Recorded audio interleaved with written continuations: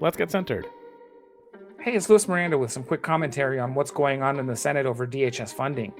Democrats have succeeded at getting an agreement that the bills will be broken up so that they can have a separate vote on DHS.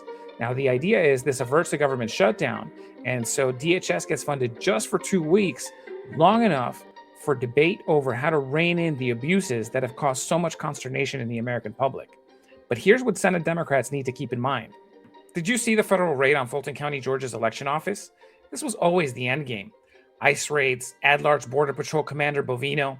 None of it was really about immigration, and definitely not about the rule of law. Look, I worked at DHS, including at CBP, alongside agents and officers. Here's what the Senate Democrats have to be thinking about now that they secured an agreement on separating out DHS funding. At DHS, my job was to highlight when the agencies and the department did good work. There are real threats, and our federal law enforcement has a role to play. But under Trump 2.0, those threats have actually been deprioritized.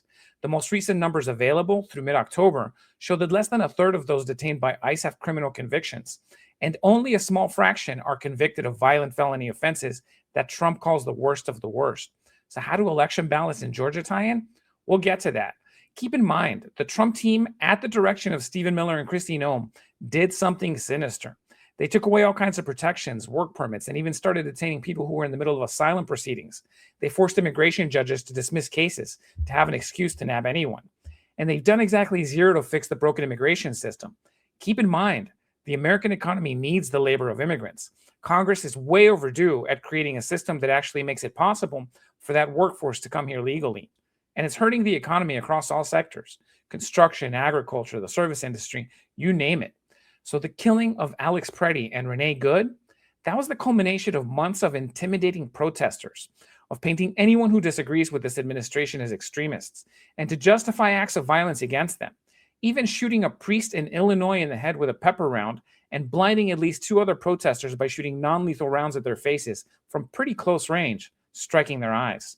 That's on top of violent tactics that have been used on immigrants and even U.S. citizens they say look like immigrants. They're dragging people out of their cars by force, pounding them in the face and head when they're already down, or worse. The tactics of intimidation, helicopters descending on residential buildings in the middle of the night, they're all designed to send a message. The escalation of tensions has been intentional because it gives them an excuse to exert violence and to instill fear and to seek compliance. So to what end? Well, Trump is following the authoritarian playbook, creating emergencies that don't exist, spreading disinformation, painting anyone who disagrees as enemies of the people. They called Renee and Alex domestic terrorists. They're interfering with freedoms of the press and co-opting major media organizations. And Fulton County, where local Republican election officials stood up to him in 2020, well, it isn't about looking backwards. He knows he lost 2020. This is about setting a precedent, going after the ballots. Just 2 weeks ago, he told the New York Times that he should have ordered the National Guard to seize ballot boxes during the 2020 election. Senators believe him. Trump is corrupting DHS agencies. They've gutted internal offices of responsibility, inspector general, and they've dismantled offices intended to protect civil liberties and to inspect immigration detention sites. So, as the Senate weighs funding over the next 2 weeks, keep in mind, it's not just ICE. Bovino was Border Patrol, as were the 2 agents who shot Preddy. And it's not just about immigration. Thanks to good people who remain in those agencies, we know that a nice internal memo told agents they could go into residences without a judicial warrant. If not for that whistleblower, we wouldn't know that they're being told to ignore the Fourth Amendment. Training's been cut down, sure. They've recruited some terrible people, but that's not the main issue. It's the orders they're getting and those giving them, including Stephen Miller, who promised them immunity before throwing them under the bus after public outcry following the latest shooting.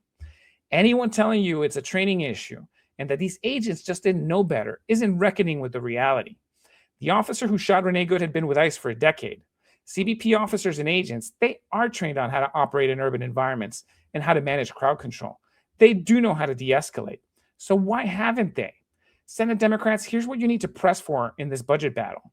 The Fulton County Elections Office raid tells you what's coming. So prohibit DHS law enforcement agencies from operating anywhere near polling stations. Prohibit them from going near or confiscating ballots for any kind of election. Restore CISA and its independence in working with state and local elected officials to prevent cybersecurity threats to elections. The Trump team has gutted it. Stop the ICE hiring bonuses. $850 million in bonuses to new hires at ICE is obscene when they just slashed healthcare for hardworking Americans. Codify use of force standards. No more chokeholds or punching people in the head when they're down. No shooting protesters at close range, even with non-lethal rounds, when no actual threat to their own safety exists. Restore the offices of professional responsibility in the OIG. Give them more independence. Restore the immigration detention ombudsman.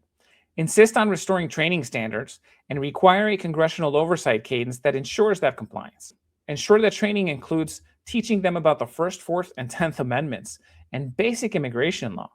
DHS agencies have historically had a very hard time holding personnel accountable, so strengthening the administrative disciplinary process, that matters too, as does ensuring that there's no immunity for violating laws. At a minimum, civil suits should be possible as a means of deterring bad behavior or following orders that go against the rule of law and the Constitution.